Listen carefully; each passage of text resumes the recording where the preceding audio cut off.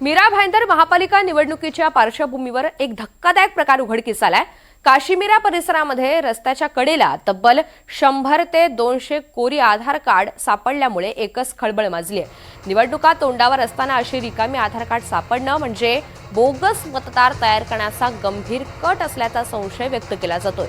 या घटनेमुळे निवडणूक प्रक्रियेच्या पारदर्शकतेवर सुद्धा मोठं प्रश्नचिन्ह आता निर्माण झालंय। हे असे कोरे कार्ड जर कोण छापत असेल आणि हे याचा वापर जर इलेक्शनसाठी कोण करत असेल तर ही अतिशय निंदनीय गोष्ट आहे। इलेक्शन आहे, इलेक्शनला विविध पक्षातून उमेदवार उभे राहतील, पण अशा प्रकारचं कृत्य हे निंदनीय आहे आणि चुकीचं आहे आणि माझी ह्याच्यावरती हरकत आहे आणि मी पोलीस स्टेशनला सुद्धा या संदर्भामध्ये तक्रार करणार आहे। या ठिकाणी पोलिसांना सुद्धा बोलवलं गेलं आहे आणि या कॅमेराच्या माध्यमातून या ठिकाणचे जे असे आधार कार्ड आहेत, ब्लँक आधार कार्ड, ते कोणी उचलले याची शहानिशा आता लगेचच होणार आहे।